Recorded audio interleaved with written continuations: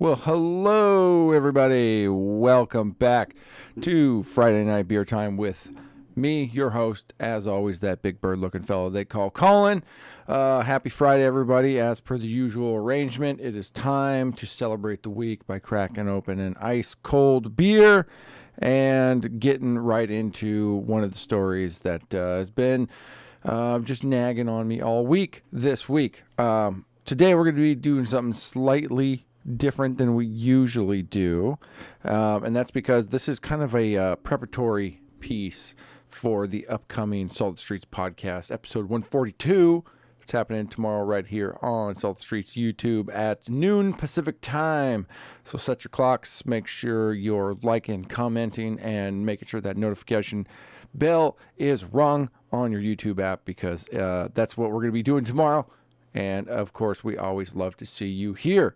So be sure to follow us right there. Donovan, my cohort, my brother-in-arms, is at alpaca_Donovan on Instagram, at Salt of the Street on Twitter, and I am at Big Bird Offie on all the things.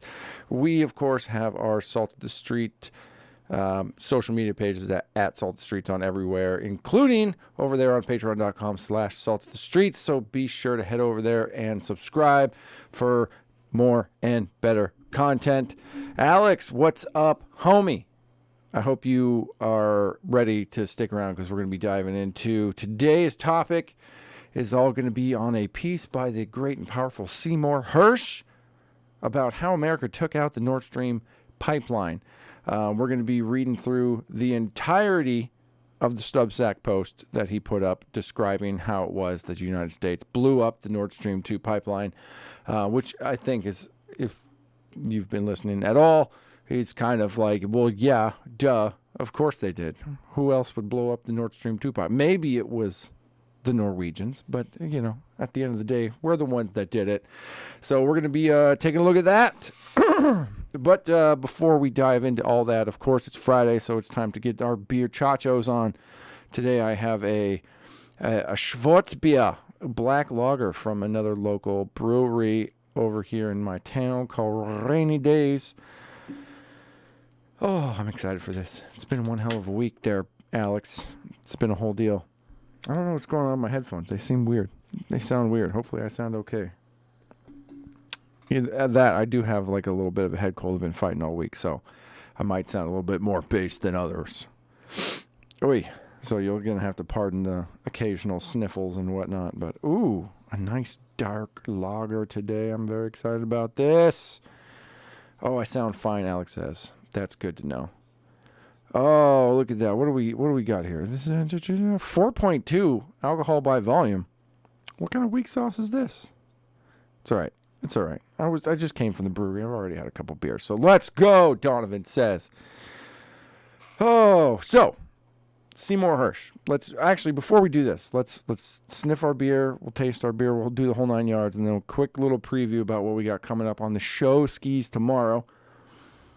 Oh, I do like a dark beer, especially a dark lager. Stouts can be too heavy, but this is real nice. It's tasteful. It's light, refreshing. It's a great way to get into the weekend. But it's dark, so it's got that flavor to let you know that we mean business.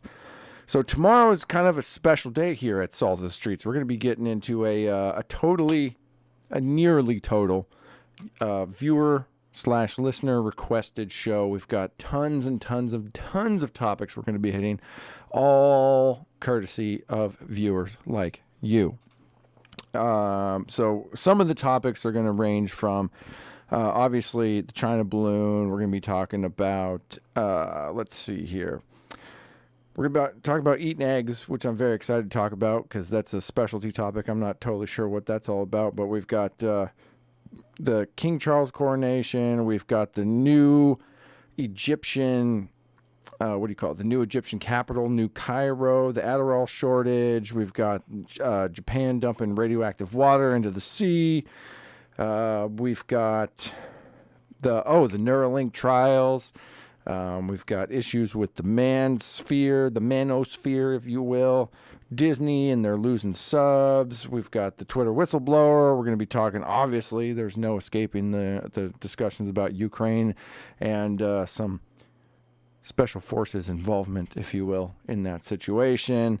We've got the massive global ransomware attacks, the earthquakes in Syria and Turkey, and a whole number of other things. So it's going to be quite the day. It's going to be quite the festival of topics, if you will. So we'll be getting into all that stuff tomorrow. And of course, one of the topics we're going to be talking about a little bit about will be the Nord Stream 2 pipeline, I'm very sure.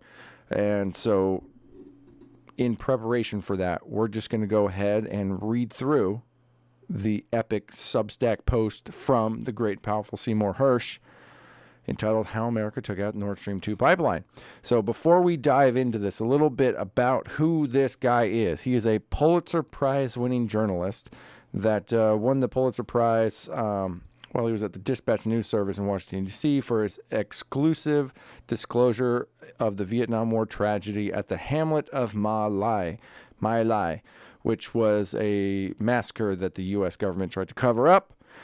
He is also, during the, let's see here. Seymour Hersh was born April 8th, 1937, the American investigative journalist and political writer. Hersh first gained recognition in 1969 for exposing the My Lai massacre and its cover-up during the Vietnam War, for which he received the 1970 Pulitzer Prize for International Reporting.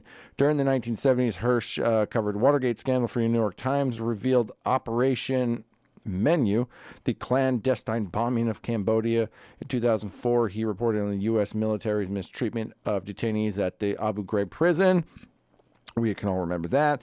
He has also won 2 National Magazine Awards and 5 George Polk Awards. In 2004, he received the George Orwell Award.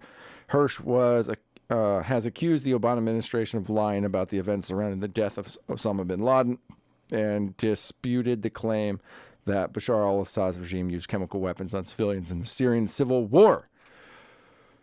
So there you go. That's the guy who wrote this thing. It's a little bit about who he is, because his credibility comes into question a lot during this article, because as we will read, the sourcing involved in this post that he put up on Substack is limited at best. So there's a lot of trust that goes into this, and I just want to make sure essentially that I am not just confirming my own biases as we go along and go, if Seymour Hersh, Pulitzer Prize winning investigative journalist, agrees with me that the U.S. blew up the Nord Stream pipeline, that this is obviously all fact and 100% correct. But we will save some deeper discussion about that for tomorrow during the episode. And today we will focus on the actual reading of the Substack post itself. Now, it's quite the long, he's a Pulitzer Prize winner, so he's going to be quite verbose. So we're going to get going through this, and we're going to do the best we can to get through it. There's a lot of exposition. There's a lot of background work, but I just want to make sure everybody can get as much full context as possible. So we're going to do it. Me, my stuffy nose, and my beer are going to do the best we possibly can. So without any further ado, one more hit of nicotine for good luck. One more sip of the Black Schwartz beer for courage, because that's how we roll. And we're going to dive into it. So, subheadline, the New York Times called it a mystery, but the United States executed a covert sea operation that was kept secret until now. Dun, dun, dun. Where's my Greta? Oh, my Greta button doesn't work. What the hell? How dare you? All right. U.S. Navy Diving and Salvage Center can be found in a location as obscure as its name, down what was once a country lane in rural Panama City, a now booming resort city in the southwestern panhandle of Florida, 70 miles south of the Alabama border. The center's complex is as nondescript as its location, a drab concrete post-World War II structure that has the look of a vocational high school on the west side of Chicago. A coin-operated laundromat and a dance school are across what is now a 4-lane road. Very nondescript building. Sounds pretty high-tech to me.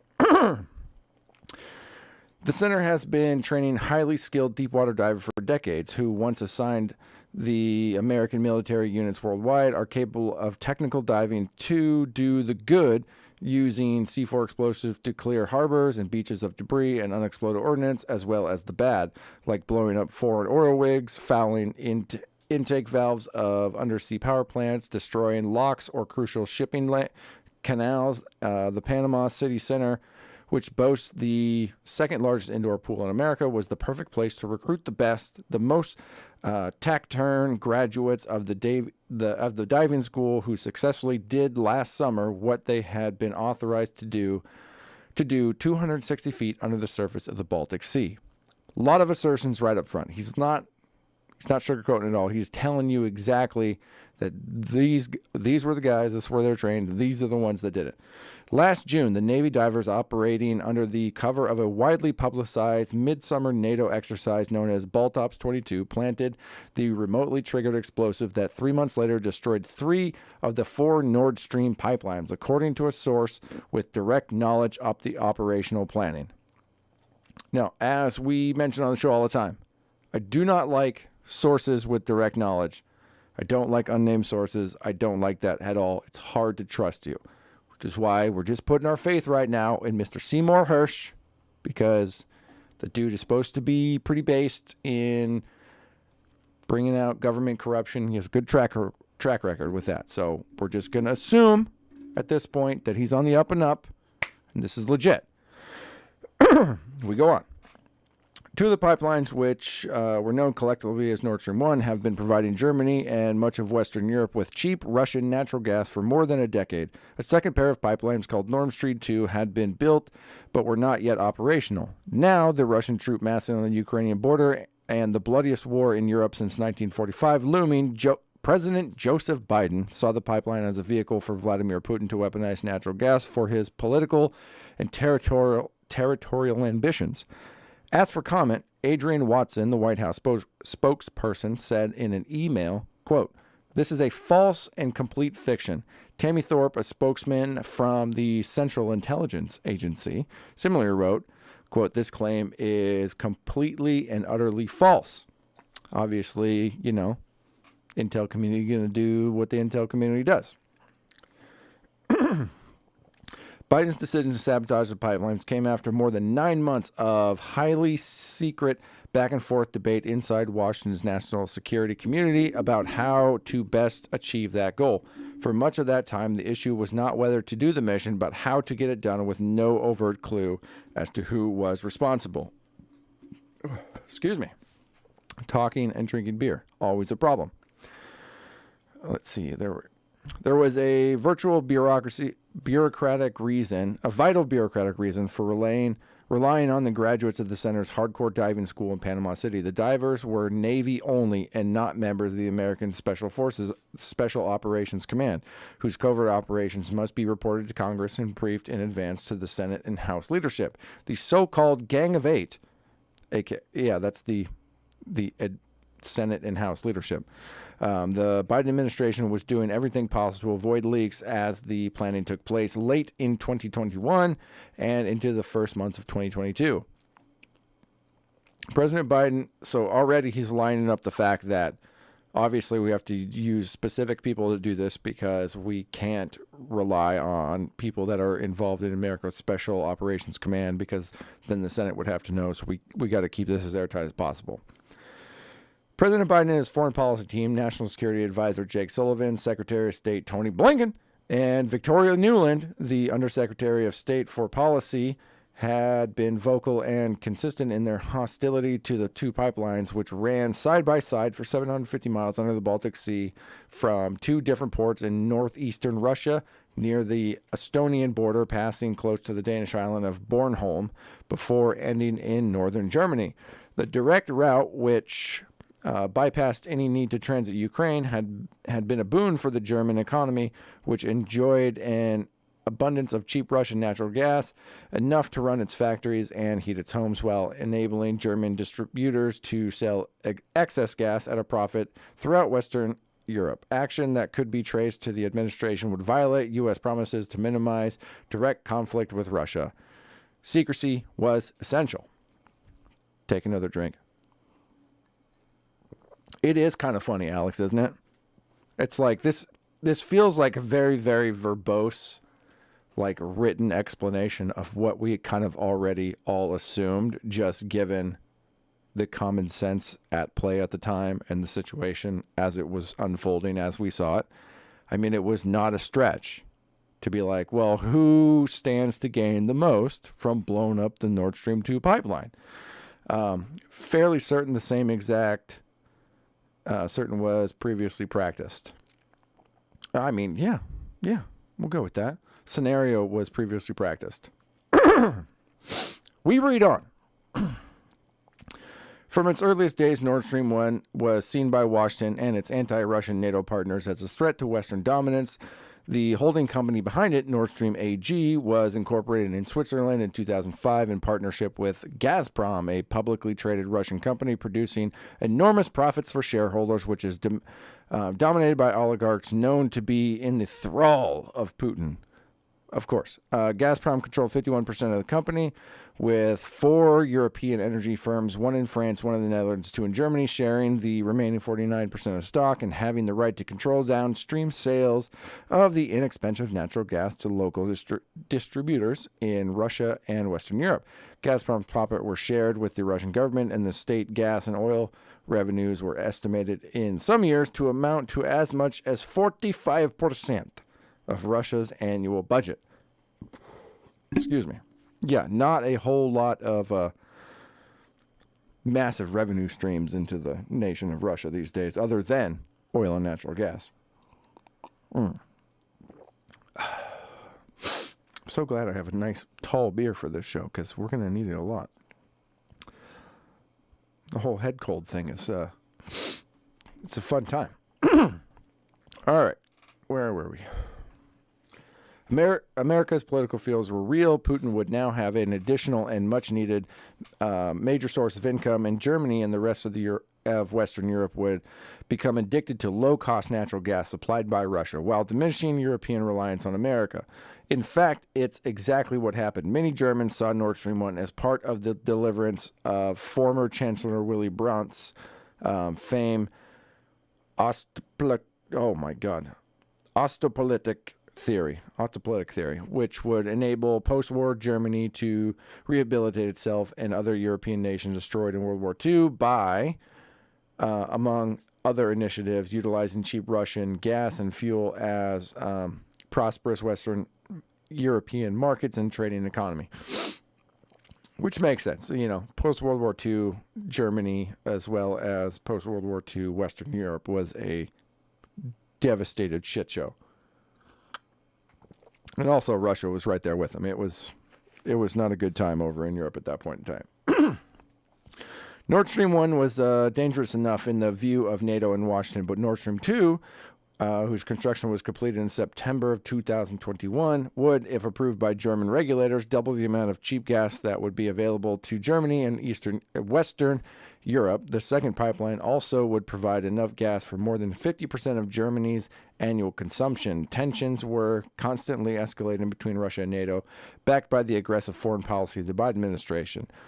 Opposition to Nord Stream 2 flared on the eve of the Biden inauguration in January 2021, when Senate Republicans led by Ted Cruz of Texas repeatedly raised the political threat of cheap Russian natural gas during the confirmation hearing of Blinken as Secretary of State. By then, a unified Senate had successfully passed a law that, as Cruz told Blinken, halted the pipeline in its tracks. There would be enormous political and economic pressure for the German government that then headed by Angela Merkel to get the second pipeline online. Would Biden stand up to the Germans? Blinken said yes, but added that he had not discussed the specifics of the incoming president's views. I know his strong conviction that this is a bad idea, the Nord Stream 2. He said, I know that he would have us use every persuasive tool that we have to convince our friend and partners, including Germany, not to move forward with the project. A few months later, as the construction of the second pipeline near completion, Biden blinked. I was like, wait a minute, we can't say Blinken blinked here. So Biden blinked. That May, in a stunning turnabout, the administration waived sanctions against Nord Stream AG, with a State Department official conceding that trying to stop the pipeline through sanctions and diplomacy had always been a long shot. Behind the scenes, administration officials repeatedly urged Ukrainian President Volodymyr Zelensky, by then facing a threat to Russian invasion, not to criticize the move. So these guys, if we all remember right, it was no secret at the time that they wanted to stop at nearly nothing to shut down Nord Stream 2 as it was coming online. And obviously, we're getting it from both sides at this point. It should be no surprise that our good friend Ted Cruz, neocon extraordinaire, formerly a fallen libertarian, I might add, is among those people. Obviously, the petrodollar is hard at work here, doing the heavy lifting behind all this. The one resource that we rely on to control the world is probably the one resource that we can't actively put American bodies and labor behind to exercise that dominance around the world. We have to invade Middle East and shit like that. All right, let's see here.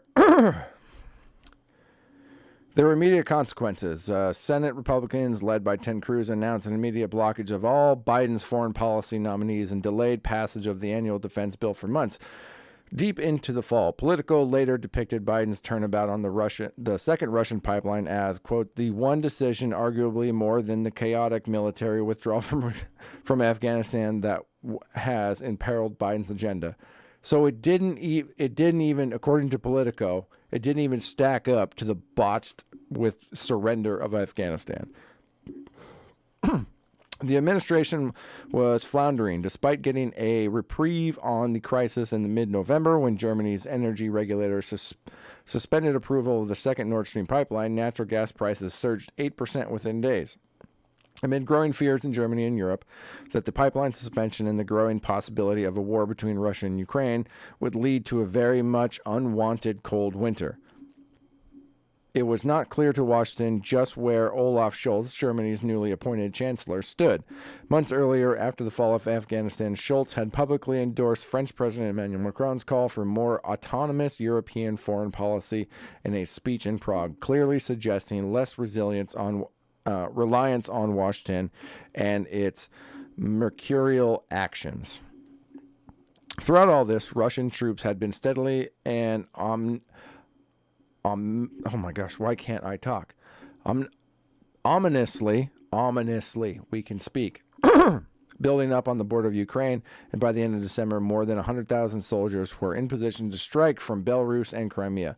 Alarm was growing in Washington, including an assessment from Blinken that those troop numbers could be doubled in short order.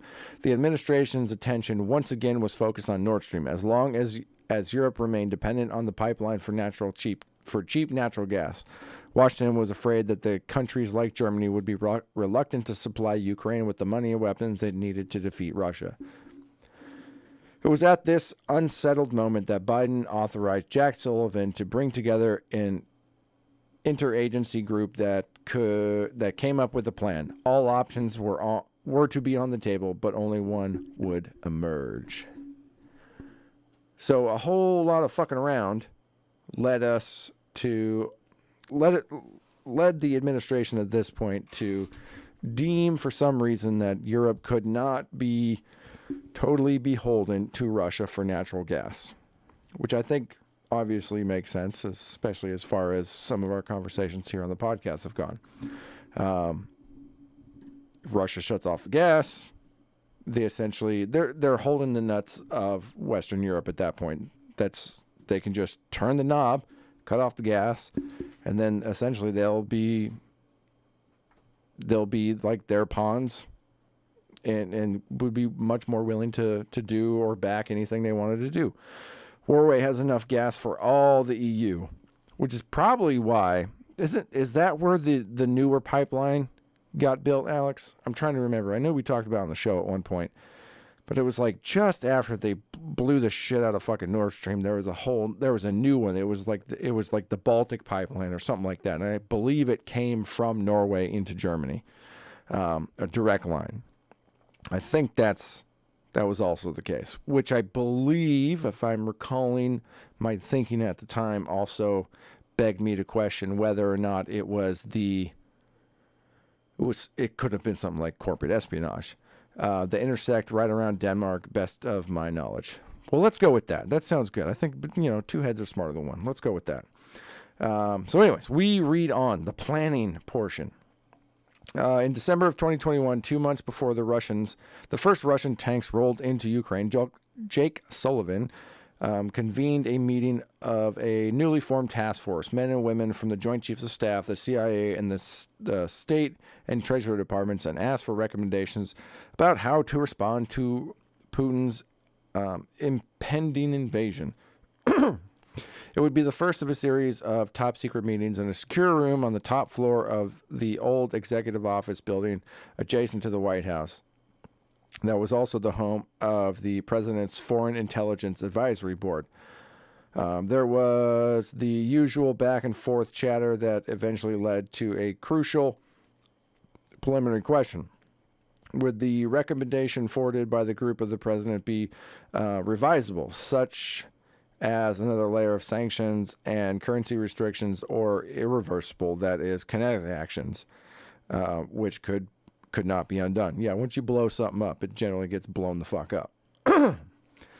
What became clear to participants, according to the source, singular, the source, with direct knowledge of the process, is that Sullivan intended for the group to come up with a plan for the destruction of the 2 Nord Stream pipelines, and that he was delivering it on the desires of the president. So let's do a little thinking here about this source. Obviously, the source had direct knowledge of the top secret fucking president's Foreign Intelligence Agency board meeting and what it was they talked about. So a select few people that are on this Foreign Intelligence Advisory Board must have staffers and stuff that work for them, which is what I'm guessing the information is coming from. Some staffer that was attached to somebody in that room at that time to report on something as intimate as what it was they were thinking about doing, something irreversible, something reversible, so on and so forth. So something to think about. Who the hell is the source here? Over the next several meetings, the participants debated options for an attack. The Navy proposed using a newly commissioned submarine to assault the pipeline directly. The Air Force discussed dropping bombs from delayed fuses that could be set off remotely. The CIA urged that whatever was done, it would have to be covert. Everyone involved understood the stakes. This is not kiddie stuff, the source said. If the attack was traceable to the United States, it's an act of war. Well, I hate to tell you, buddy, it's an act of war regardless. Why would Russia cripple their own critical resource over NATO? I don't know, Alex. It's such a wild question. Why is it that they would do that? It must be, what were they saying? Oh, it's a show of strength to show just how much they don't give a shit. Sure, man. Sure. Yeah, this is why this is not really news to me. It's kind of like, okay, this is confirming what I already believed. Previously practiced exercises. Okay, so obviously act of war, but it's only an act of war if it's found out. At the time, the CIA was directed by William Burns, a mild-mannered former ambassador to Russia who had served as Deputy Secretary of State in the Obama administration. Burns quickly authorized an agency working group whose ad hoc members included, by chance, someone who was familiar with the capabilities of the Navy deep-sea divers in Panama City.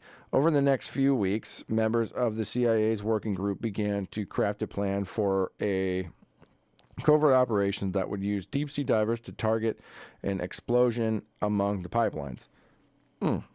So perhaps, if we get this info about the Navy deep-sea divers in Panama City, maybe the contact comes from the CIA working group. Something like this had been done before. In 1971, the American intelligence community learned from still undisclosed sources that 2 important units of the Russian Navy were communicating via an undersea cable buried in the Sea of Okhotsk on Russia's far east coast. The cable linked a regional Navy command to the mainline headquarters in Vladivostok.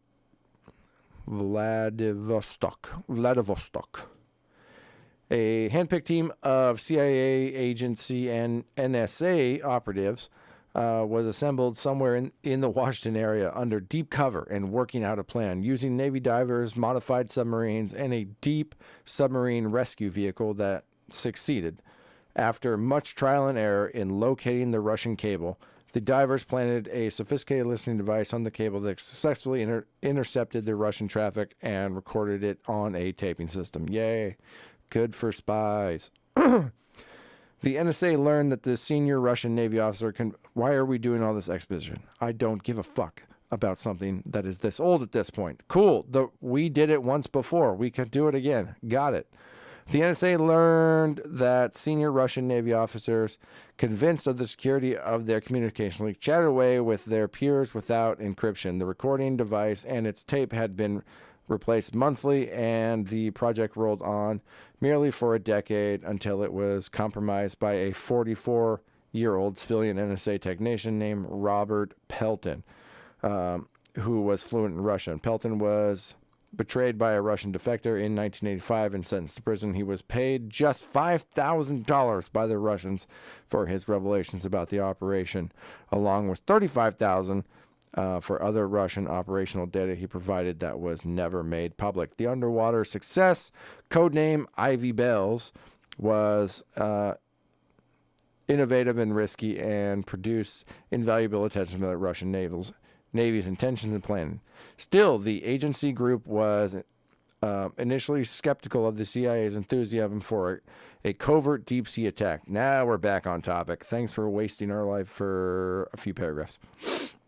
There were too many unanswered questions. The waters of the Baltic Seas were heavily patrolled by the Russian Navy, and there were no oil rigs that could be used as a cover for a diving operation. Would the divers have to go to Estonia, right across the border from the Russian natural gas loading docks, to train for the mission? It would be a goat fuck, the agency was told. A good old-fashioned goat fuck. That sounds great. Never heard that turn of phrase before, to be perfectly honest. Okay. Throughout, quote, all this scheming, the source said, some working guys in the CIA and the State Department were saying, don't do this. It's stupid and will be a political nightmare if it comes out. Nevertheless, in early 2022, the CIA working group reported back to Sullivan's interagency group, we have a way to blow up the pipelines. What came next was stunning. Excuse me. On February 7th, less than 3 weeks before the seemingly inevitable Russian invasion of Ukraine, Biden met in his White House office with German Chancellor Olaf Scholz, who, after some wobbling, was now firmly on the American team. At the press briefing that followed, Biden defiantly said, if Russia invades, there will be no longer a Nord Stream 2. We will bring an end to it. 20 days earlier, Undersecretary Nuland had delivered essentially the same message at the State Department briefing with little press coverage. I want to be very clear to you today, she said in response to a question. If Russia invades Ukraine one way or another, Nord Stream 2 will not move forward. I remember these things. Let's listen to this. Well, I'll take a couple questions each. I remember this. Reuters, Andrea, you got the first question. Thank you, Mr. President, and thank you, Chancellor Scholz. It's not going to happen. Mr. President, I have wanted to ask you about this Nord Stream project that you've long opposed. You didn't mention it just now by name, nor did Chancellor Scholz. Did you receive assurances from Chancellor Scholz today that Germany will, in fact, pull the plug on this project if Russia invades Ukraine? And did you discuss what the definition of invasion could be?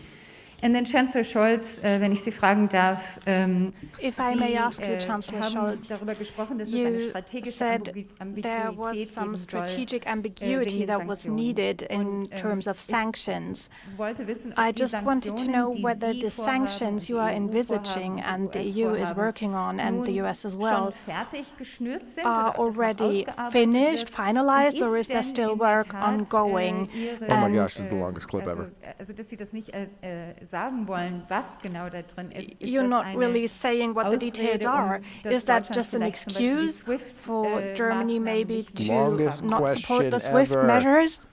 All right, before Biden answers, Ukraine was the most corrupt country on earth via New York Post circa 2018 through 19. Amen, brother. We all seem to have memory hold that, haven't we? Or at least the corporate press has. Weird, the first son's connection with with those industries. Is it weird, though? Is it weird, or does it seem incredibly calculated? Let me answer the first question first. If Russia invades, that means tanks or troops crossing the border of Ukraine again. Then Again. there will be no longer a Nord Stream 2. We will bring an end to it. We will bring an end to it. Yep. Okay. We played that on the show. We don't want to rehash that again. That was a long 1.4 minutes right there. Several of those invited in planning the pipeline mission were dismayed by what they viewed as indirect references to the attack. Quote, it was like putting an atomic bomb on the ground in Tokyo and telling the Japanese they were going to detonate it. The source said the plan was for the operation to be executed post-invasion and not advertised publicly. Biden simply didn't get it or ignored it. Biden's and Nuland's indiscretion. And let's also remember, Victoria Nuland was 100% involved in the original the coup that led the way for Zelensky to take power in Ukraine.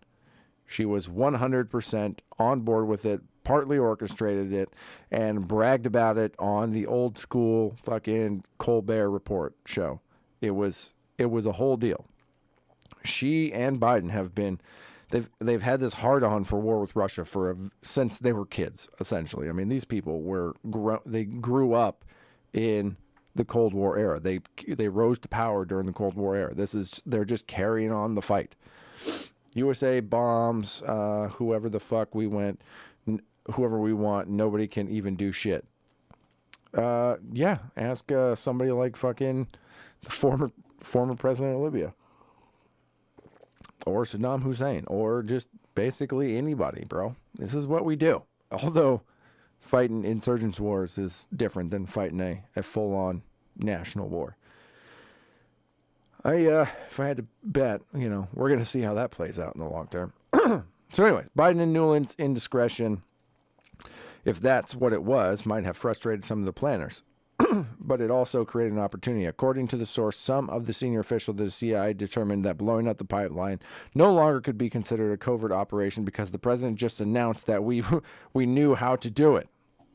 Yeah, he's not the smartest guy.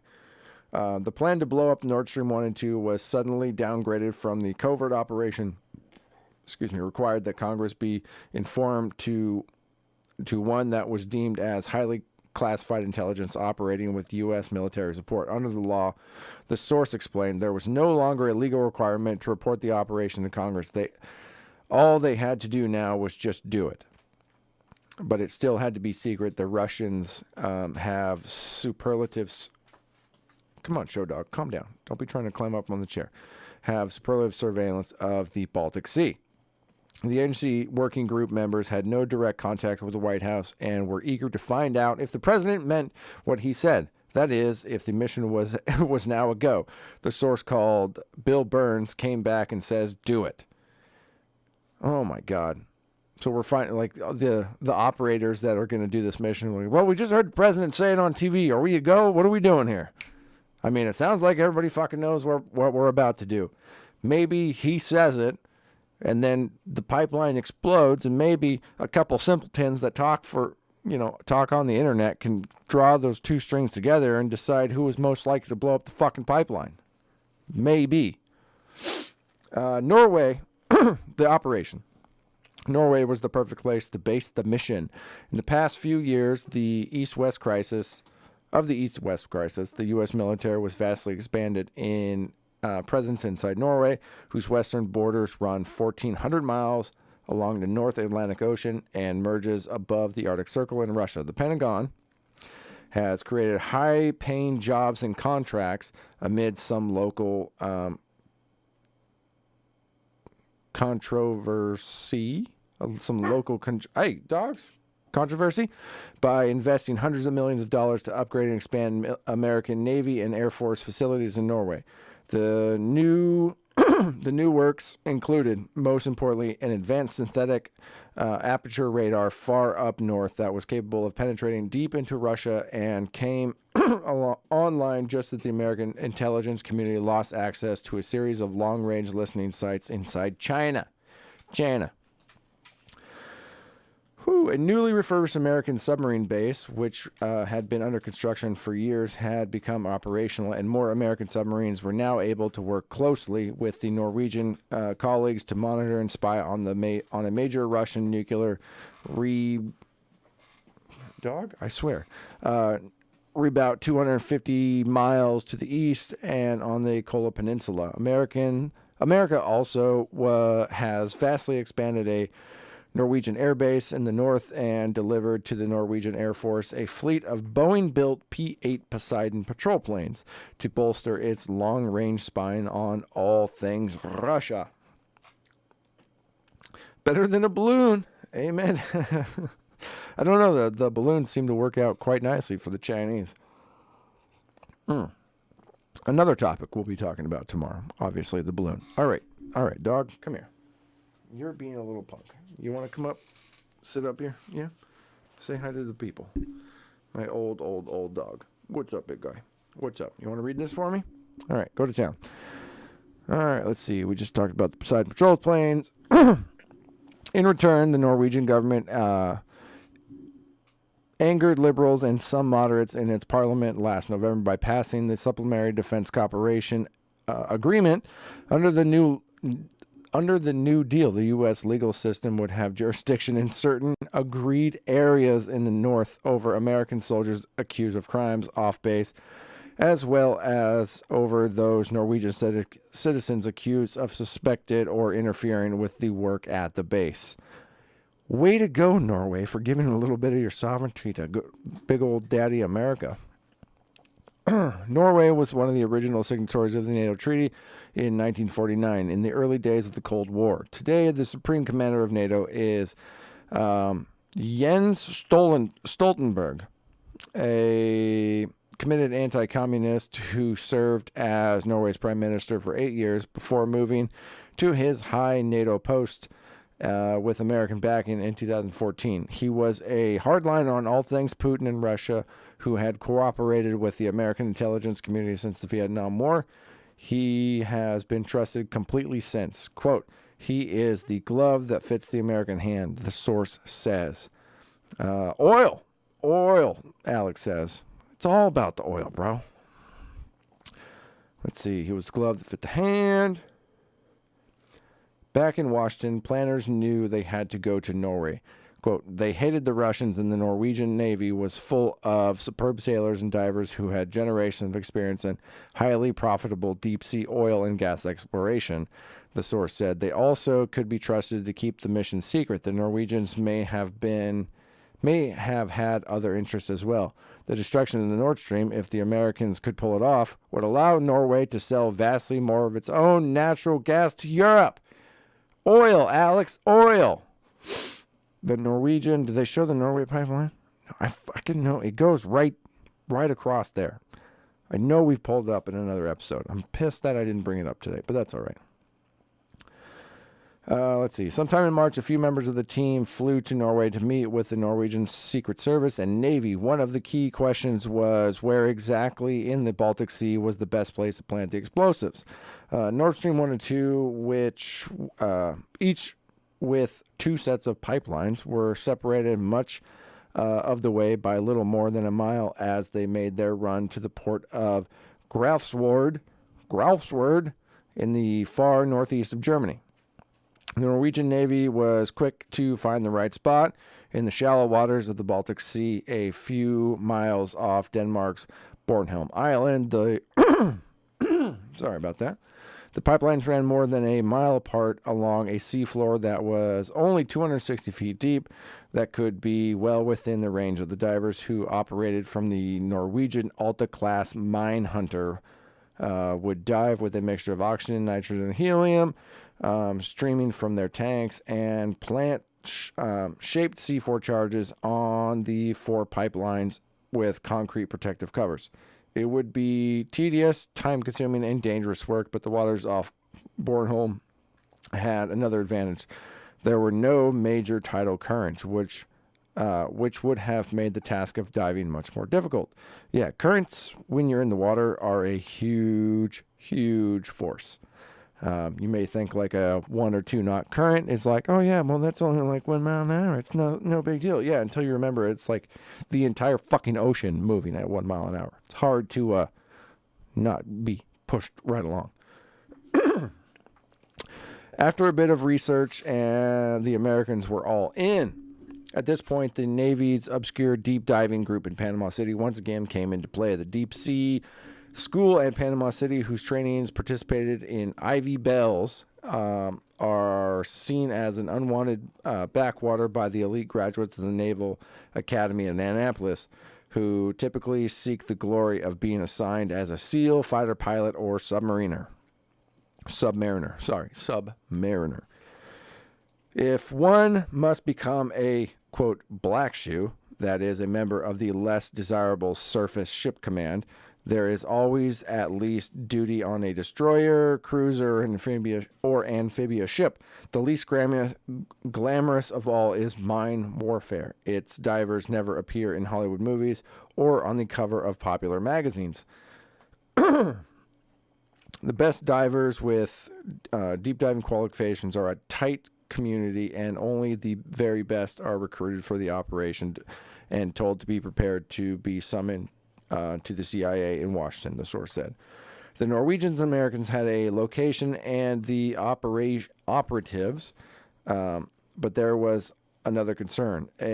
Any unusual underwater activity in the waters off Bornholm might draw the attention of the Swedish or Danish navies, which could report it. Denmark had also been one of the original NATO signatories and was known in the intelligence community for its special ties to the UK. Sweden had applied for membership into NATO and had demonstrated its great skill in managing its underwater sound and magnetic sensor systems that successfully tracked Russian submarines that would occasionally show up in remote waters of the Swedish archipelago and be forced to the surface. I need another sip of beer. Wetting the old whistle. The Norwegians joined the Americans in insisting that some senior officials in Denmark and Sweden had to be briefed in general terms about possible diving activities in the area. In that way, someone higher up could intervene and keep a reporter out of the chain of command, thus insulating the pipeline operations. What they were told and what they knew were purposely different. The source told me the Norwegian embassy, asked to comment on the story, did not respond. Man, this throat thing sucks. Hard to talk for long periods of time. The Norwegians were key to solve other hurdles. The Russian Navy was known to possess surveillance technology capable of spotting and triggering underwater mines. The American explosive devices needed to be camouflaged in a way that would make them appear to the Russian system as part of the natural background, something that required adapting to the specific salinity of the water. The Norwegians had a fix. Excuse me. The Norwegians also had a solution to the crucial question of when the operations should take place. Every June for the past 21 years, the American Sixth Fleet, whose flagship is based in Gaeta, Italy, south of Rome, has sponsored a major NATO exercise in the Baltic Sea involving scores of Allied ships throughout the region. The current exercise, held in June, would be known as Baltic Operations 22 or Baltops 22. The Norwegians proposed this would be an ideal cover for the plant of the mines. Hello, Deborah. Hello. Welcome by. We are learning about how America blew up the Nord Stream 2 pipeline. Something we pretty much already knew, but we're going to read the Substack because that's what we do.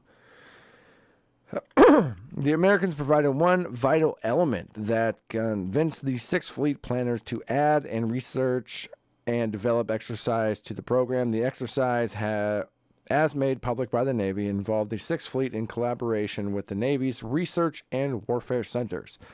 The at-sea event would be held off the coast of Bornholm Island and involve NATO teams of divers planting mines, which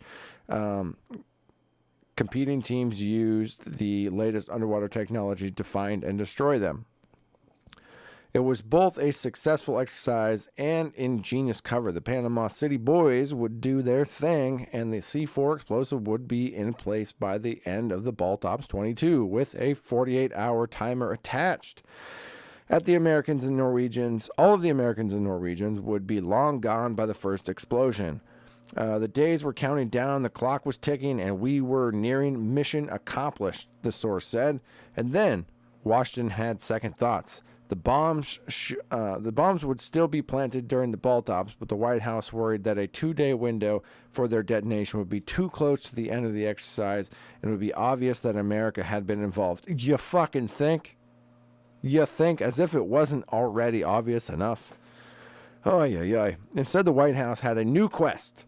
Can the guys in the field come up with some way to blow up the pipelines later on command?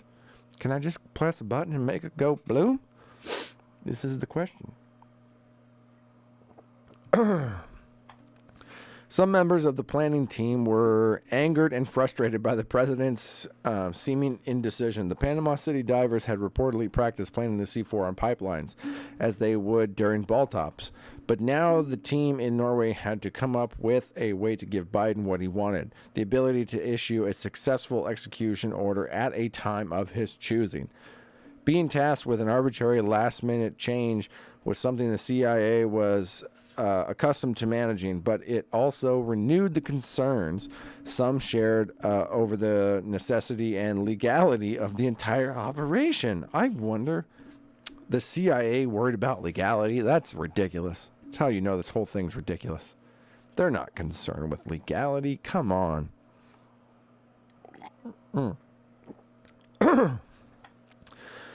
The president's secret order also evoked the CIA dilemma in the Vietnam War days when President Johnson, confirmed by growing anti-Vietnam War sentiment, ordered the agency to violate its charter, which specified barring it from operating inside America by spying on anti-war leaders to determine whether they were being controlled by communist Russia.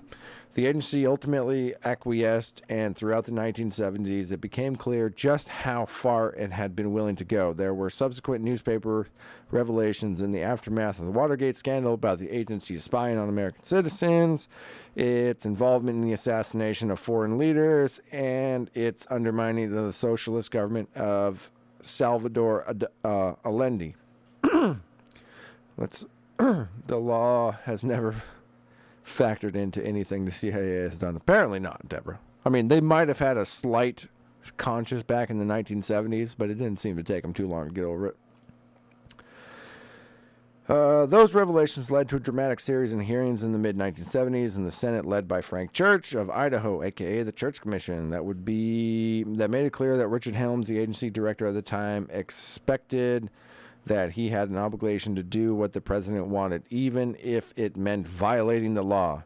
In unpublished closed-door testimony, Holmes ruefully explained, quote, "You almost have an immaculate conception when you do something under secret orders from the president, whether it's right that you should have it or wrong that you should have it. The CIA works under different rules and ground rules that any other part of the government." He was essentially telling the senators that he as head of the CIA, understood that he had been working for the crown and not the Constitution. Really? The Americans at work with... I love how we just go back and forth in time a few times in this piece. It's kind of annoying, to be perfectly honest. The Americans at work in Norway operated under the same dynamic and dutifully began working on the new problem, how to remotely detonate the C4 explosives on Biden's order. It was a much more demanding assignment than those in Washington understood. There was no way for the team in Norway to know when the president might push the button. Would it be in a few weeks or in a few months or in a half a year or longer? Right before he gets out of office. Boom! The C4 attached to the pipelines would be triggered by a sonar buoy dropped by a plane on short notice. But the procedure involved the most advanced signal processing technology. Once in place, the delayed timing device attached to any of the 4 pipelines could be accidentally triggered by a complex mess of ocean background noise throughout the heavy traffic Baltic Sea. For near and distant ships, underwater drilling, seismic events, waves, and even sea creatures. Those sound like some pretty high-tech, fail-safe detonators. Whales might blow them up. That sounds fucking awesome. To avoid this, the sonar buoy, once in place, would emit a sequence of unique low-frequency tonal sounds, much like those emitted by a flute or a piano, that would be recognized by the timing device and, after a preset hour of delay, trigger the explosives. You want a signal that is robust enough so that no other signal could accidentally send a pulse that detonated the explosives. I was told by Dr. Theodore Postel, Professor Emerita of Science, Technology, and National Security Policy at MIT. Postel, who has served as a science advisor to the Pentagon's Chief of Naval Operations, said the issue facing the group in Norway because of Biden's delay was one of chance. The longer the explosives are in the water, and the greater risk there would be of a random signal that would launch the bombs. Just not real solid technology, if you ask me, man. I thought we lived in the future. Don't we have like laser guns and shit? On September 26, 2022, a Norwegian Navy P-8 surveillance plane made a seemingly routine flight and dropped a sonar buoy. The signal spread underwater, initially to Nord Stream 2, then to Nord Stream 1. A few hours later, the high-powered C4 explosive were triggered, and 3 of the 4 pipelines were put out of commission within a few minutes. Pools of methane gas that remained in the shattered pipelines could be seen spreading on the water's surface, and the world learned that something irreversible had taken place. Amen to that. What's up, Cat? You need to not be up by the mixer there, sweetheart. There's too many buttons on the mixer for you to be playing around with. You don't want to be doing that. The fallout. In the immediate aftermath of the pipeline bombing, the American media treated it like an unsolved mystery. Russia was reportedly cited as a likely culprit, spurred on by calculated leaks from the White House, but without ever establishing a clear motive for such an act of self-sabotage beyond simple retribution. A few months later, when it emerged that Russian authorities had been quietly getting estimates for the cost to repair the pipelines, New York Times described the news was complicating theories about who was behind the attack. No major American newspaper dug into the early threats to the pipeline made by Biden Undersecretary of State Nuland. Yeah, no shit. We talked about it at the time. Almost done. While it was never clear why Russia would seek to destroy its own lucrative pipeline, a more telling rationale for the president's actions came from Secretary of State Blinken. Asked at a press conference last September about the consequences of the worsening energy crisis in Western Europe, Blinken described the moment as a potentially good one. He says, quote, "It's a tremendous opportunity to once and for all remove the dependency on Russian energy and thus to take away from Vladimir Putin the weaponizing of energy as a means of advancing his imperial designs. that's very significant and that offers tremendous strategic opportunities for the years to come. But meanwhile, we're determined to do everything we possibly can to make sure the consequences of all of this are not borne by citizens of our countries or, for that matter, around the world. So he's stoked about the whole deal. More recently, Victoria Nuland expressed satisfaction at the demise of the newest of the pipelines, testifying at a Senate Foreign Relations Committee hearing in late January. She told Senator Cruz, "Like you, I am, and I think the administration is very gratified to know that Nord Stream 2 is now, as you like to say, a hunk of metal at the bottom of the sea." So cavalier, these people. The source had a much more streetwise view of Biden's decision to sabotage more than 1,500 miles of Gazprom's pipeline as winter approached. "Well," he said, speaking of the president, "I gotta admit the guy has a pair of balls. He said he was going to do it, and he did." Asked why he thought the Russians failed to respond, he said cynically, maybe they want the capability to do the same thing to us, or same things to the U.S. It was a beautiful cover story," he went on. "Behind it was a covert operation that placed experts in the field and equipment that operated on a covert signal. The only flaw was the decision to do it." End of piece. So we have in its entirety the Seymour Hersh, how America took out the Nord Stream pipeline. Verbatim, for your listening pleasure, for your viewing pleasure. It's all yours. We will be using this information tomorrow on the Salted Streets podcast, episode 142, to discuss a little bit more about the pipeline, Ukraine, Russia, so on and so forth, among the other plethora of topics that I mentioned at the top of the show. So tomorrow, noontime Pacific, we'll be live right here on the Salted Streets YouTube. Until then, make sure you be following us. Donovan's putting out the latest and greatest updates on the book club. He is at alpaca_Donovan on Instagram, at Salted Street on Twitter. I'm at Big Bird Offie on all the things. And of course, we are at Salted Streets on all the other things as well. Deborah says, "My son's getting married, so I will be late tomorrow." Hot damn! Congratulations to Deborah's son for getting married. That's quite the deal. Congratulations to them. Very, very happy, Deborah. Have a good time at the wedding. Should be a blast. Most weddings are.